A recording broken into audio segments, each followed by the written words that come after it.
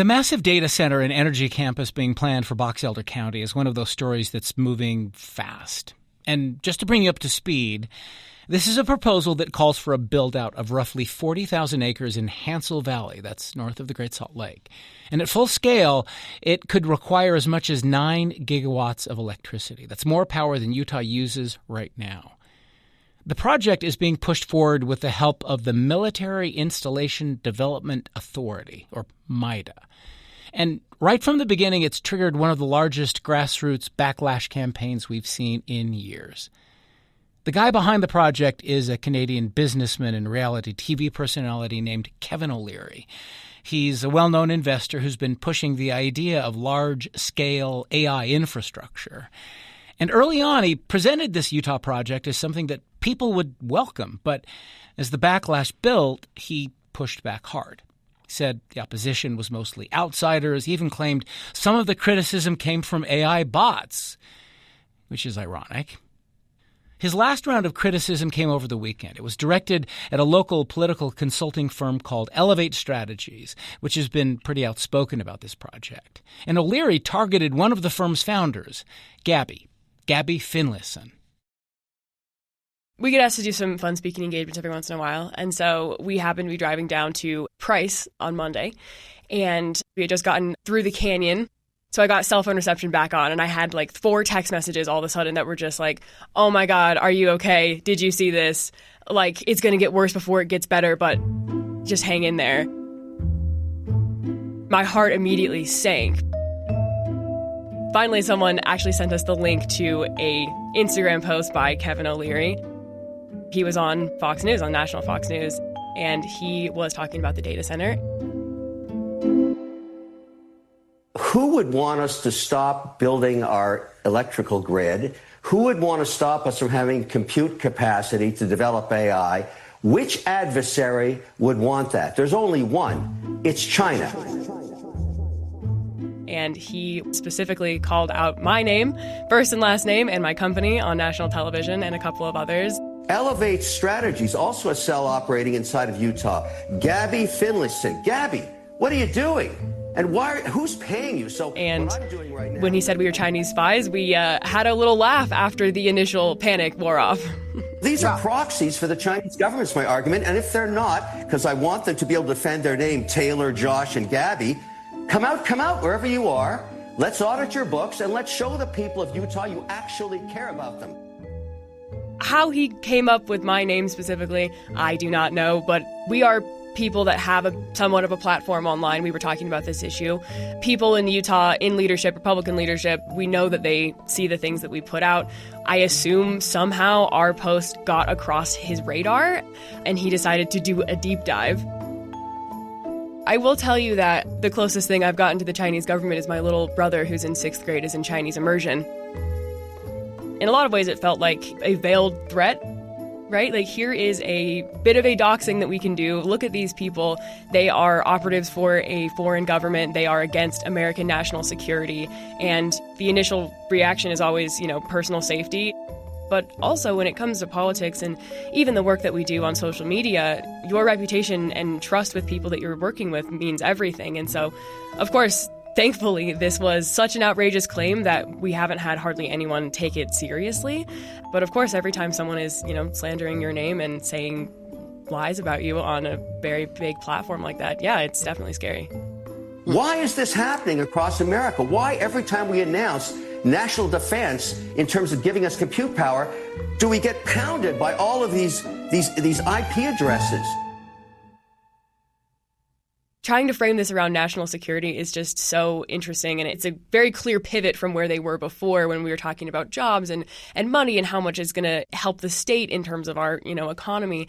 And so I think it is maybe the next easiest thing for them to try and argue, and I think especially on an outlet like Fox News, trying to point to a big, scary, foreign adversary is probably a lot easier to argue than pointing at, a 27-year-old woman in Utah being the problem and a bunch of protesters who are from across the political spectrum saying, we don't want your data center.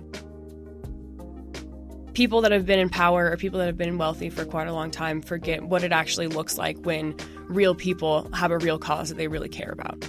Those people don't stand to gain hundreds of millions of dollars because of this project.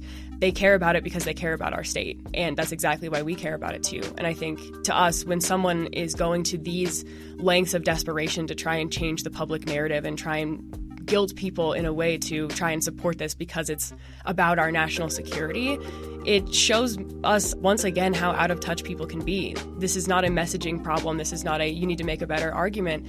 This is you are running into real people who really care about a very real problem in our state, and we're not going to back down just because there are billionaires who want to come and make a profit off of our resources.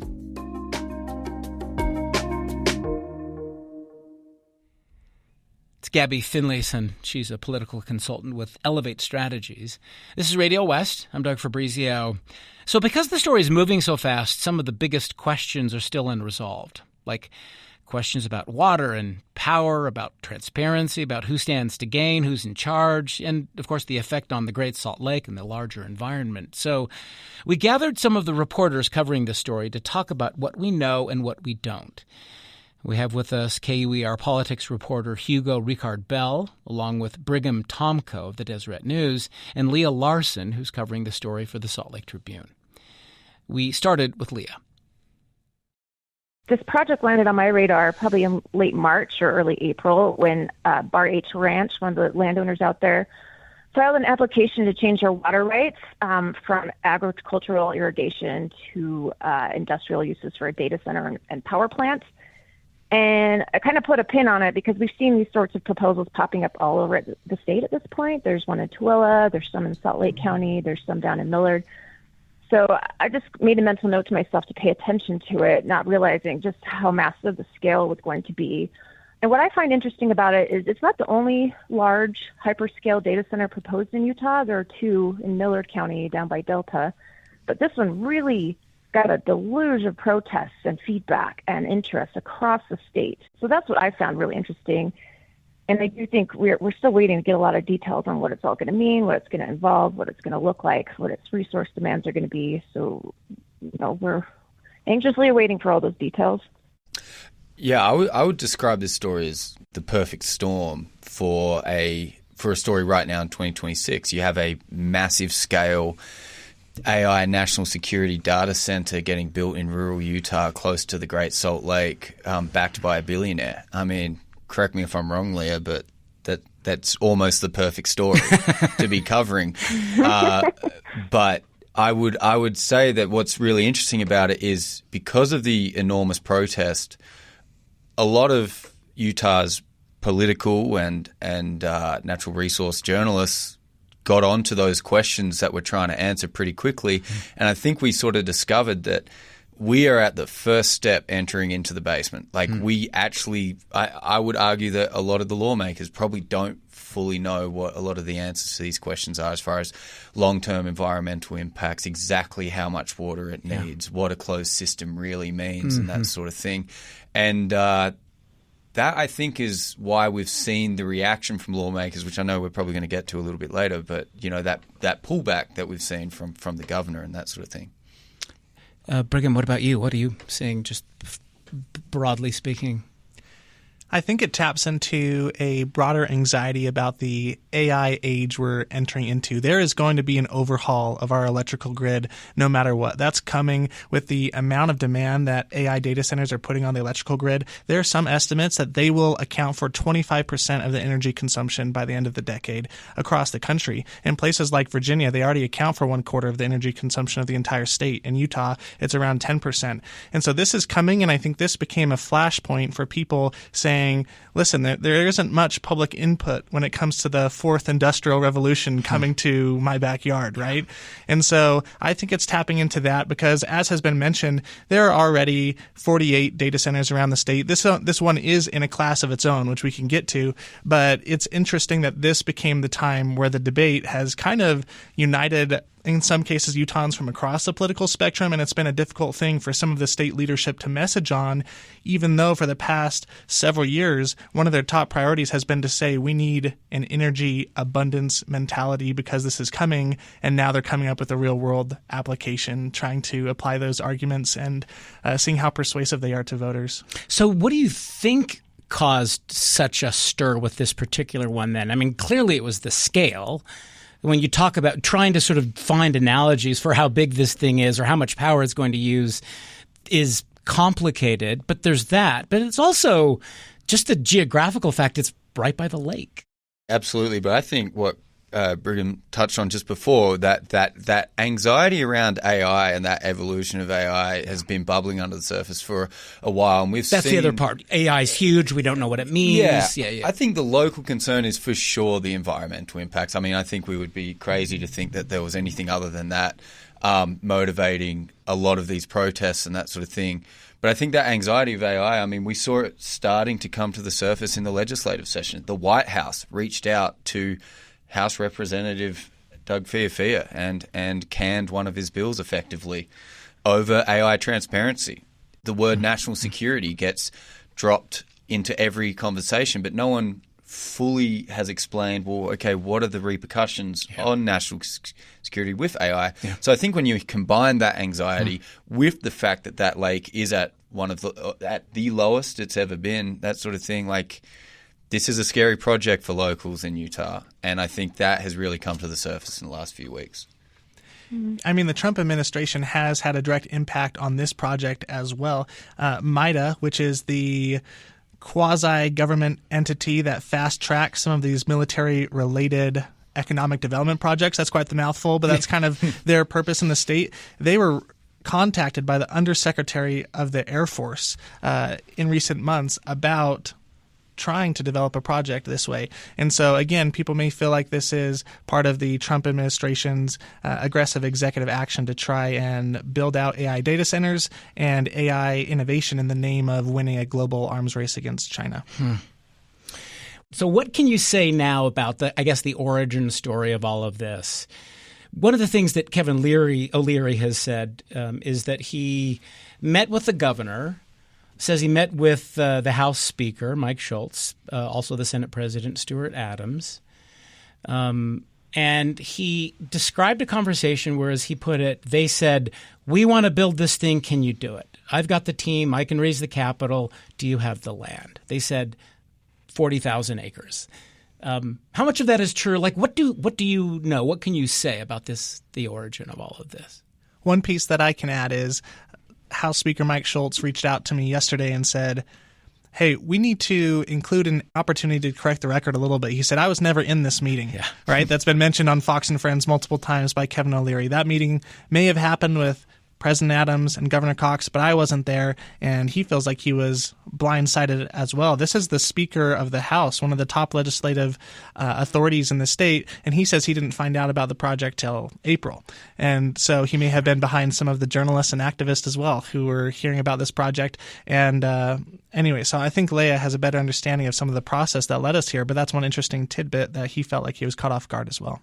Well, I guess an interesting bit of information I dug up was there was a meeting of a water district board in Box Elder County back in February where one of the landowners in Hansel Valley was talking about his fears about this AI data center developer coming through and talking to all his neighbors and trying to buy up their land. And he had said that he had gone, this was in February, to Speaker Schultz.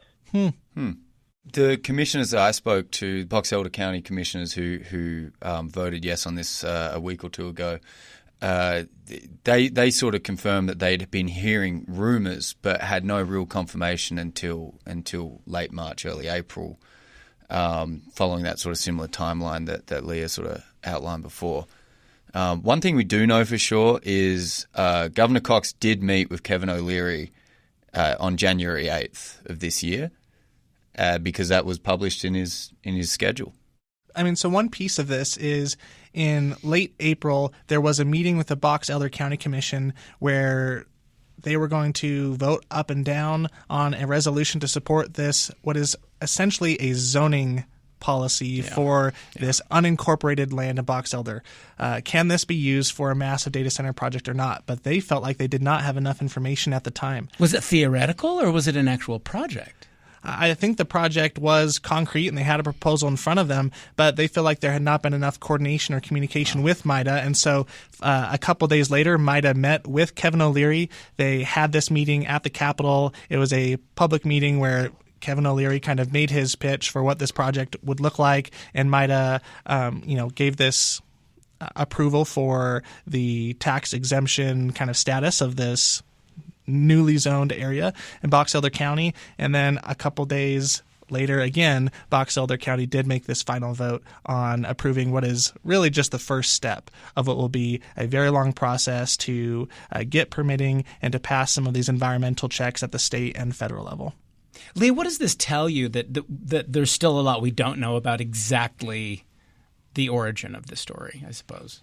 I think that's probably what's stoking a lot of fears and concerns about it. And I feel like the information keeps changing, too. Like, we hear contradictory messages, right?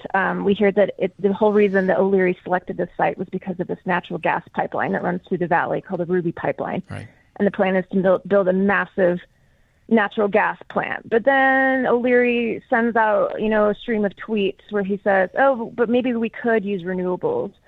Or we hear from O'Leary, like, we've got to rush this project through to compete with China. And then we hear the governor saying, like, no, we're going to scale it back. It's going to be much smaller in the first phase, and that's all we're going to focus on. So I think the contradictory messages are a little puzzling at this point. What do we know about O'Leary, not as a reality TV personality, but as a developer? So a similar project in Canada is making progress toward a 7.5 gigawatt data center, which is a similar full build-out kind of projection for what could be here in Box Elder County in Utah.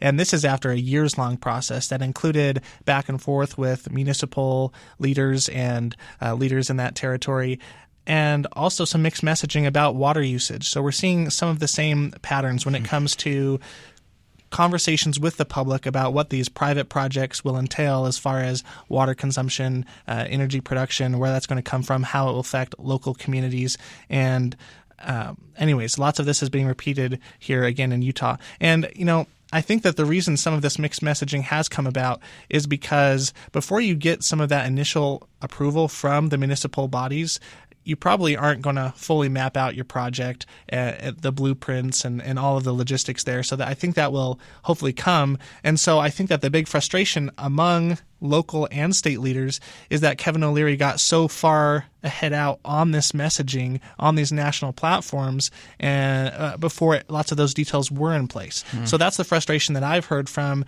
Governor Cox, from Speaker Schultz, and from other leaders that they've told me is, yes, they support the concept of the project, but they feel frustrated that the messaging got so away from them.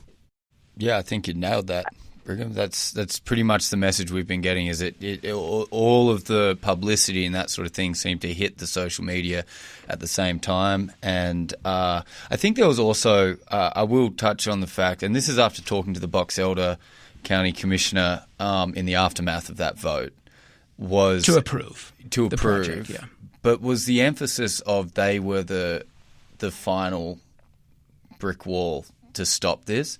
And from the people I've spoken to, both for and against the project, Box Elder County had their hands tied in this instance. The state code, if MIDA's doing a project, they have to get signed off by the local government. But Kevin O'Leary's putting the money up for this. This didn't have to be a MIDA project. If they wanted the data center, and this is what I've been hearing, is they wanted the data center, they're going to build the data center, whether Box Elder County sign off on it or not. And from because they already had the approval from MIDA? Because they already had the approval from, it's getting built on unzoned land, is my understanding, okay. Yeah. Which further complicates it. But now we're dipping into a side of the legal system that I'm not fully well versed in as far as local unzoned land in rural areas. Yeah, I would say that MIDA is very, very powerful.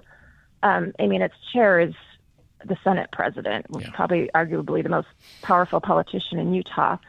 And if you think about the Utah Inland Port Authority, which is modeled after MIDA's model, what they were able to do in Salt Lake City, I think saying that Brigham City, or Box Elder County was, the final wall that could have prevented any of this. We've seen that the state has the ability to kind of railroad local governments when it comes to things like this.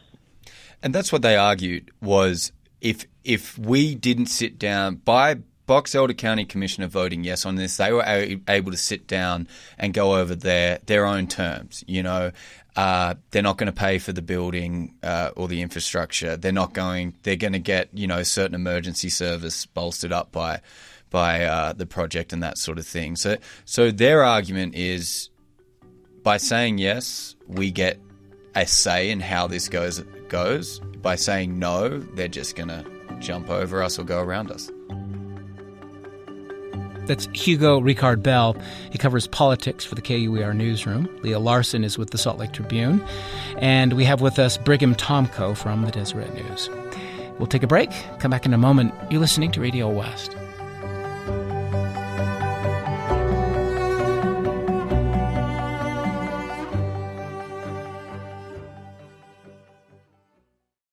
This is Radio West. I'm Doug Fabrizio.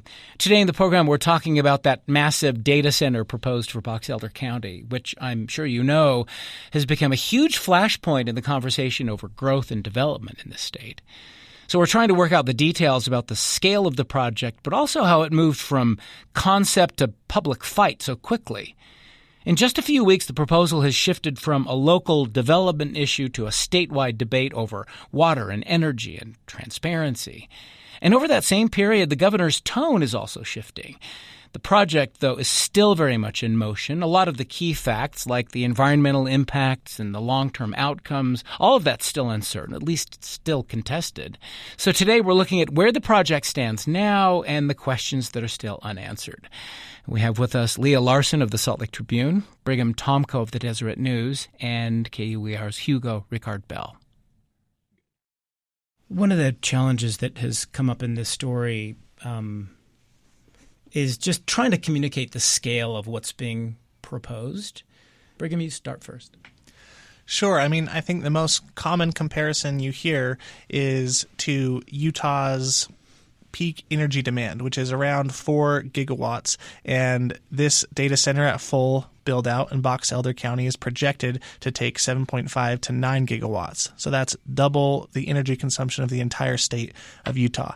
But some context to help illustrate that this is the moment we're in as a country is that there's a project in Texas and another one in Wyoming being built by Crusoe Energy, and those are both projected to reach 10 gigawatts of energy consumption, right? So this is kind of the direction we're headed, where these single data centers are going to be consuming as much energy as entire states. And that's kind of hard to understand. And so something that the Utah legislature tried to do to preempt the impact that would have on ratepayers is pass a bill last year in 2025 that would require these kinds of data centers to produce their own energy. And so that is why this Box Elder County project is being paired with a massive power plant, probably a natural gas combustion plant that would have to produce all this energy on site. Yeah, and I think that, that bill that Brigham mentioned showed a lot of foresight from lawmakers that they saw this coming, but the Stratos Project, the Box Elder data center, isn't the only one building a massive gas plant to power their data center. And I was curious, natural gas, despite what the name makes it sound natural and green, it's actually a potent greenhouse gas. It's almost entirely methane. So I was curious, what is that going to do for the emissions, like a power plant of this size? And I had some scientists crunch some numbers. And it will add a load of 35 million additional metric tons of carbon emissions to the state. Our current load is 55 million, so that's like a 64% increase. So this gas plant alone would produce more carbon emissions than our transportation sector or our current electrical generation sector in the state. It's huge. The headline seems to be the atom bomb equivalent here. Do you want to talk a little bit about that, the calculation that came from one professor you were talking about the heat output? So one of the people I spoke to, the experts that were doing some back-of-the-envelope calculations for me, because, again, there's a lot of unknowns with this thing. So we're just going off of public statements and what we do know. But one of those scientists I talked to was a physics professor at Utah State University. His name's Robert Davies. He's also a very good science communicator. So he's the one that came up with that 23 atom bomb figure. And I know there's been a little pushback on that that's a bit of fear mongering. But again, I think it's just trying to communicate scale in the way the public can understand, right? So it's not going to be the equivalent of like a nuclear bomb going off in Hansel Valley, but it's the heat. The equivalent of the heat is going to be that much. And it'll raise daytime temperatures from about 2 to 5 degrees, which maybe doesn't sound like a lot, but anytime you increase temperatures, you increase evaporation a lot. And this thing isn't near the Great Salt Lake. It is next to the Great Salt Lake. Yeah. Like the water right they were trying to acquire recently is literally on the bed of the dried up Great Salt Lake, pretty much. So you can imagine like creating a heat island effect in Hansel Valley that's going to increase evaporation, like what kind of toll that will take on the lake next door. And then nighttime temperatures are going to be even worse because you get kind of an inversion effect where the heat's trapped in the valley. So they could raise by as much as 28 degrees. And that would be catastrophic for the local ecology. It would mean there's no more dew points. So all the critters and animals that come out at night to cool off and be active, like that, they're not going to have that environment anymore. So there's going to be probably massive die-off of the ecology. Yeah, so I think the heat island alone is a major factor that is also hard to wrap your head around, and just the fallout of that on our local, like not even the global climate. I was talking about emissions earlier, but this is the local climate, right? Yeah. This is going to have a huge effect. I will say, as far as the water use, which has been a major focus of concern and protest against the project, I think some of the technological developments have been lost in that conversation a little bit.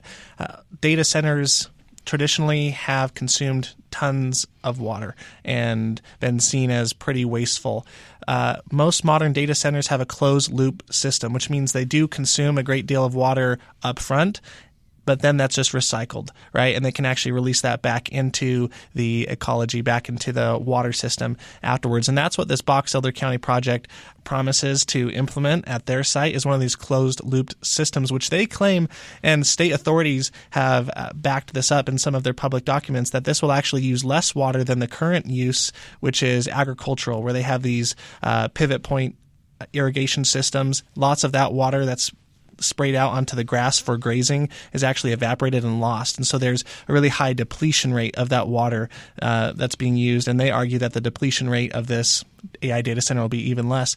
And they had that water rights change application a few months ago that they ended up withdrawing after all of this blowback. Yeah. And I've heard from folks, including legislative leadership, that this could be because they're going to have a proposal to help get more water to the Great Salt Lake, potentially even through a pipeline directly to the lake. And I guess one final piece I'll add here is, yes, this is about 10 miles from the Great Salt Lake, but that is further than Salt Lake City is, right? So we have lots of water consumption close to the lake already with cities, and this data center isn't necessarily closer to those other things. So I think that's just helpful to put some of it into perspective. But shouldn't we also mention that a good part of the water, if not most of that water, isn't for the data center itself? It's for the natural gas power project? Before we even get to that, I will push back on you there, Brigham, because I think what Leia was just saying as well was it's not so much about like how much water they're going to put back into the Great Salt Lake and stuff like that. It's that heat index that's going to increase the evaporation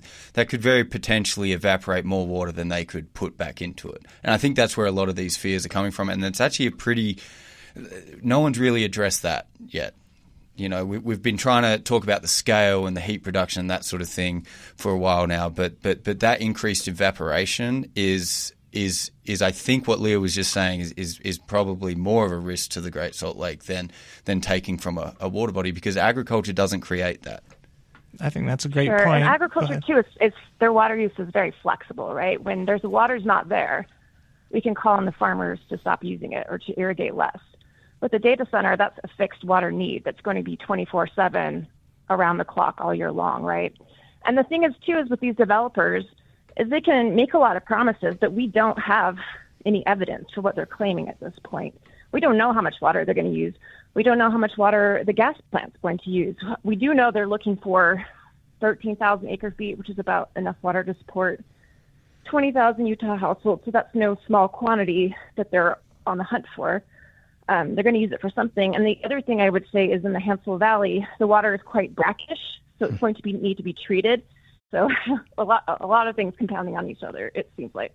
I'll just say that I think lots of these factors and all the unknowns are part of what has pushed a big messaging shift from Utah Governor Spencer Cox, who over the past year and a half has actually made a big piece of his identity and brand to push for what he has called a energy superabundance agenda. As chair of the Western Governors Association, he's been talking about these issues for the past year and a half. Now it's coming home, and he's, maybe saying, listen, we need a more nuanced, careful approach. And, initially the kinds of statements that the governor issued in response to this specific project in Box Elder County were very gung-ho and saying, we need to build things fast. This is a perk, not a bug, that MIDA is able to fast-track these kinds of projects. But then on Friday, he issued a statement on X, and then on Monday at a Deseret News-hosted event with the Atlantic magazine, he said, the process on this hasn't been great. We need better communication, we need more public buy-in, and we need people to feel informed for them to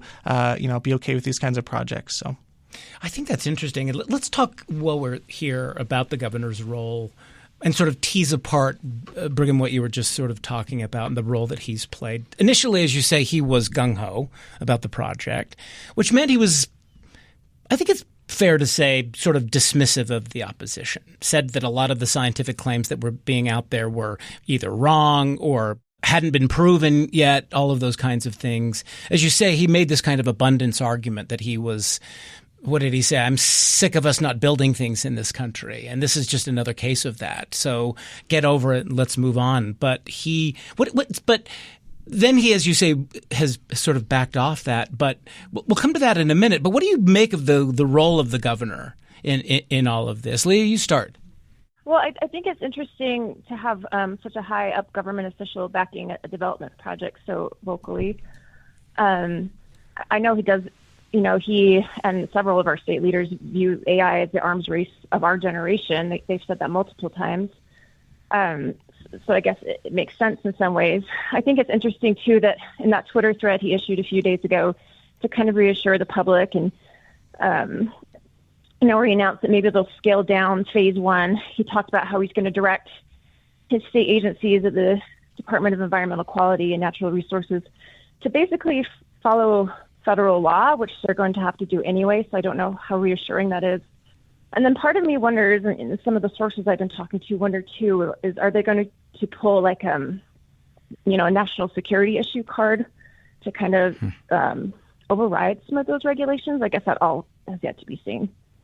I think, at the moment, I think they already are starting to forecast that the national security argument is the main one for why they want to build this. So that's going to be definitely a space to watch. I think Brigham makes a really good point, though, and that is that a lot of these questions that we're asking are unknown. And I think, like he said, the governor and Kevin O'Leary and everyone involved got ahead of their skis a bit on it. And like Brigham said, he's rolling that back because I think he went into it being like, no, and he probably got a little bit personally emotional about it and was like, no, we need to build this. Like, he's got that Build It Here initiative that he's talked about, and it's he was pretty testy initially. I think that's fair to say. And then he said, admitted later that he didn't handle it well. He said, I need to do better. But I would say, too, O'Leary's messaging that, the protesters or the opponents of this project are bussed-in out-of-state actors or Chinese operatives is not doing a lot to win over hearts and minds either. Yeah. Some of the big political stories in Utah and even around the country, almost all of what I write flies over the head of public opinion or doesn't bubble up into the normal conversations I have with family and friends. This is different. I've had people from my church congregation, my sister who doesn't follow politics very closely, my wife, all these people who typically would think that I'm just writing for other political nerds come up and say, how do you feel about this AI data center? Wow. And so I think it really is touching a nerve for lots of different factors we've talked about today, but it's still, I think, something we'll be writing about for a while. So I think they rolled it out like that. I think one of the hardest things to sort of, you're talking about how the messaging has changed and the adverse reaction and that sort of thing. I think it's because O'Leary has sort of tried to roll this out like Apple does an iPhone update. It's sort of like expecting people to be enthusiastic. Look how great this is, that sort of thing. Don't worry about the the environmental dilemmas that you're raising. We've got it handled. Just go and enjoy it.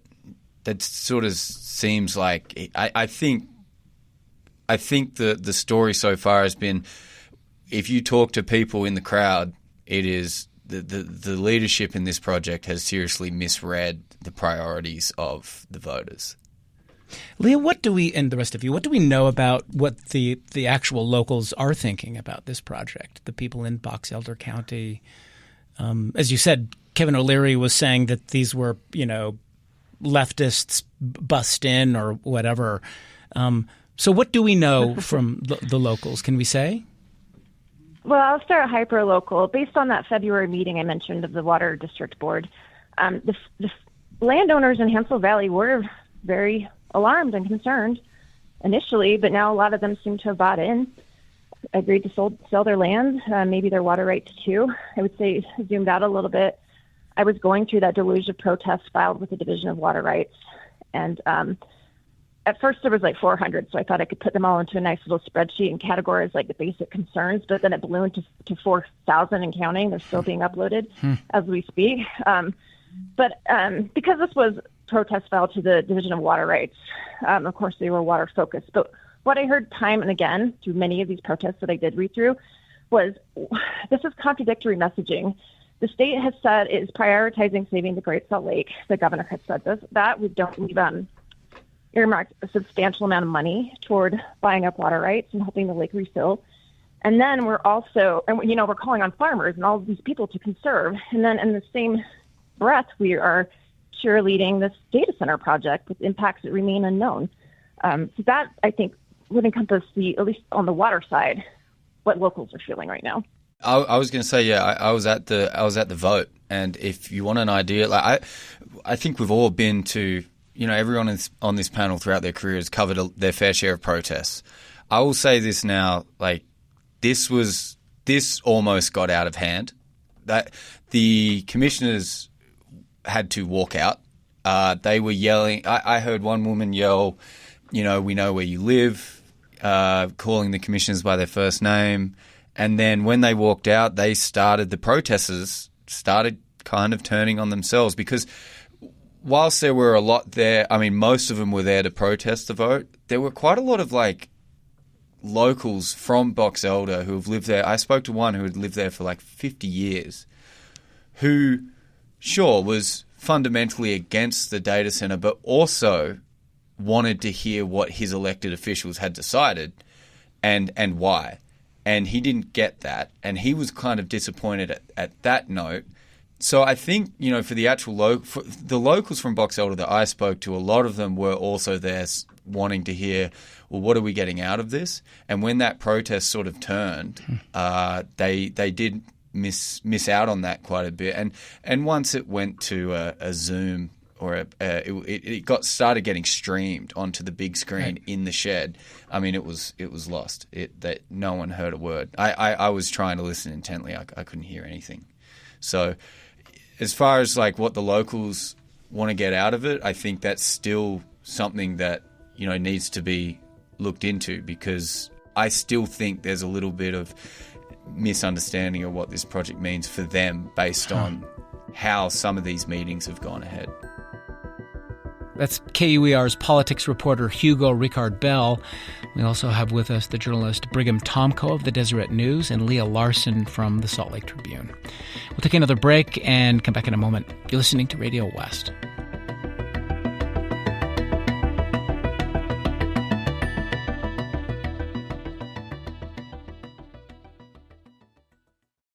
This is Radio West. I'm Doug Fabrizio. Today in the program, we're discussing the data center proposal in Box Elder County, a story that's moving fast. And so we've been trying to get our arms around the basics, like how did something this big move from the planning phase to widespread public opposition in such a short time? Because after the backlash, it now appears the governor is rethinking his approach. This week, he said state leaders were taking a step back and possibly adjusting the scale of the project because of the feedback they're getting. And some of the most important details, from environmental impacts and long-term consequences, are still far from being settled. So we're talking about what we actually know right now and what we don't. To help us do that, we have with us Brigham Tomco of the Deseret News, our own Hugo Rikard-Bell, and Leia Larsen of the Salt Lake Tribune. Well, let me come back to something Brigham was mentioning earlier, and that is the way the story seems to be shifting now and the way the governor seems to be sort of backing away from his initial enthusiasm, I guess. You mentioned, Brigham, that on Monday he was talking to the Atlantic's McKay Coppins, and he said that the state should take a step back. He acknowledged the messaging around the center had gotten away from state officials. That's how he put it. Said the administration was taking a step back and right-sizing this for this time because of the feedback that we got. So it seems like what he's saying is we heard the intensity. We do need to take a step back, and maybe there's other stuff that's contributing to that. But I wanted to get your sense of what that means. So I think he was building off of this statement that he made on social media on Friday where he said that he has talked with the project developer, who I imagine is Kevin O'Leary, and has received a commitment that this phase one of the project will be limited to 1.5 gigawatts. So that's scaling it back, but that's still comparable to the largest data centers in the country right now, right? So still a massive project, and that this would only be on about 2,000 of those 40,000 acres that have been purchased. So also trying to communicate that, listen, this is not a 40,000 acre warehouse. I don't know if there's a warehouse that big across the entire globe. He's saying that this is having a small footprint within that area, and so he's certainly trying to emphasize that piece. But I think that the project at full build out will still be, this massive idea, and I don't think that the governor has signaled a desire to backtrack, what the original project was. I think he's just saying that this process will go slower. The process is going to be deliberate, that maybe it'll go slower. But I think that what has been lost actually in lots of this conversation is that there is a process. It has felt like there hasn't been much of a process at all. But, I think there will be opportunities for public comment and more information coming from state and local officials and the company, hopefully, going forward. Leia, how do you interpret what the governor was saying there? I mean, I suppose they can only hem this in based on the laws that exist on the books. And like I said earlier, he did say that he's directing his departments of environmental quality and natural resources to make sure if they follow the federal permitting process they use and protect air quality and water quality according to federal standards. But I still have that piece lingering in my head about if they do pull the national security card, if that means that they can override some of those. That happened in the project that O'Leary's building in Canada, where the government of Alberta decided to exempt them from a normal environmental assessment process. So I don't know if they're going to try to do that here, but that's one of the things that remains to be seen. You sound skeptical? I'm just playing wait and see, I would say. Yeah. I'm sure there will be more opportunities for the public to weigh in, though. I don't think this is it. Yeah. Hugo? Well, I actually had a question for Brigham. You cover quite 3,000-foot views of local politics and their relationship with federal. And I'm wondering with, President Trump's approval rating being so low, the whole rhetoric around, billionaires and how he seems to look after them and that sort of thing, true or not. But what part do you think, if Kevin O'Leary, the billionaire from Shark Tank, wasn't involved and he didn't have that Fox News demeanor and that sort of thing, how do you think this project would have gone down? Do you think it would have been different? That's a great question. Obviously, we'll never know, but I do think that if that were the alternate universe we were living in, it would be different. Because I think that what set all this off was Kevin O'Leary on national news before any of these public approval processes had taken place, saying this is going to be the largest data center in the world. And the reason that I love Utah is because they're going to do it for me in a couple of months, right? And so I think that his messaging is what sparked lots of the opposition. I imagine that there still would have been some protest, but not to the scale we've seen if it wasn't for that, kind of deliberate messaging on Kevin O'Leary's part. Yeah, and he sort of just jumped in recently. CCP's involved, paying off protesters, that sort of stuff. They're getting bussed in, that sort of rhetoric, that very Trumpism style combativeness to local concern. it has really fired up. And I think we've seen this with how Governor Cox handled the Charlie Kirk situation, that sort of thing. Governor Cox, he doesn't really like that. And he wants to keep this into why this project's important and steer away from that shock value clickbait style politics that I think Kevin O'Leary is stepping into here now.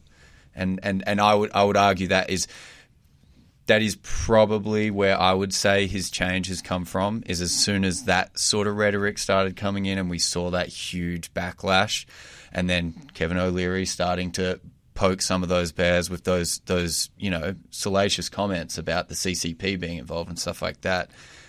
Doesn't shock me that Governor Cox has taken a step back and been like, whoa, all right, we're going to do a phased approach. This is a step-by-step. We're barely in the door yet. Well, let me ask you all what you think happens next. And I won't have you predict how this is going to play out necessarily, but what are you looking for? Like, what are the steps you're looking for now? Are you testing the idea of whether the governor is actually stepping back? Sounds like, Leia, what you're looking for is just how much they're going to apply the national security question as a way in some ways, maybe to subvert some of the process. I don't know. Leia, you start. What are you expecting next, or what are you paying attention to now? Yeah, I'm paying attention to that. But what I am doing on a daily basis is checking the Division of Water Rights to see when they're going to file for more change applications from some of these ranchers. And, they have to provide a certain amount of detail in those, which will shine a light on what their plans are, at least from the water side. And then, of course, from the energy side, I really want to know where are these 9 gigawatts going to come from. Everyone keeps saying natural gas, but then there's talk about maybe renewables too. What's the gas plant going to look like? What will the footprint of the renewables be? How are we going to power this thing? That's what I'm going to be paying attention to. What are you going to be paying attention to, Brigham? What are you thinking about right now? I was surprised by the tone the governor took on Monday, where he was saying something he has said before about the global AI arms race, something we hear from President Stuart Adams and national leaders all the time. But the tone that he struck was, I don't think Utahns or Americans have their eyes open to this issue. That's the wording he used. And, maybe someone who's more skeptical or cynical would say he's just trying to distract from all of the environmental concerns of the AI data center. Maybe that's the case, but I got the sense that he feels that we are in a Cold War-esque moment where he's framing it like that, I think. Where the country that takes this competition seriously, where you actually need physical infrastructure, these data centers, to power the artificial intelligence that is now driving national security. It's flying drones. It's not just in your phones. It's also a cybersecurity weapon, right, that can exploit all of the weaknesses of businesses or countries. Like Claude Mythos, I think, came out last month and had that capacity. And the point Governor Cox made was, what if China had discovered that model or that technology first? And so I think what we'll see over the next few weeks, months, and years is state leadership trying to make that argument that maybe they are in tandem with the Trump administration, and whether it resonates with voters, whether they feel like the stakes are that high or not. And I think so far I haven't heard that argument making as much of a dent, right, into public opinion as maybe the leadership wish it did. Yeah, and I think that's because a lot of Americans and Utahns see AI as ChatGPT and then just a slightly better Google at this stage. So I think I am going to be watching the messaging. You mean they're not thinking about big closed loop water systems and I think gigawatts of power? I think when that to your point of what I'm looking at, I am also going to be looking at that messaging around national security to see how that changes, because I think at the end of the day that seems to be quite the driver for our governor at the moment, is that national security threat, where he is weighing up the environmental costs and national security, and how he's going to convince people that, that's worth it. So that's the sort of thing that I think I'm curious about seeing how that evolves. I opened this conversation at the top by talking about 2 data centers of similar size that are planned for Miller County. And you just don't hear nearly the protests on those. Yeah. So I may be wrong, but I think maybe the message that Utahns have is that maybe they're open to AI, they're open to data centers, but this is not the place. Thank you all very much. Thank you. Thank you. That's Leia Larsen. She covers water and land use for the Salt Lake Tribune. Brigham Tomco reports on politics for the Deseret News, and Hugo Rikard-Bell is a politics reporter for KUER. Radio West is a production of KUER. You can subscribe to the show wherever you get your podcasts. We're on Instagram at Radio West. We're on YouTube at KUER 90.1. You can email us at radiowest@kuer.org. Our intern is Aidan Oneida. The program produced by Benjamin Bombard and Tim Slover. I'm Doug Fabrizio.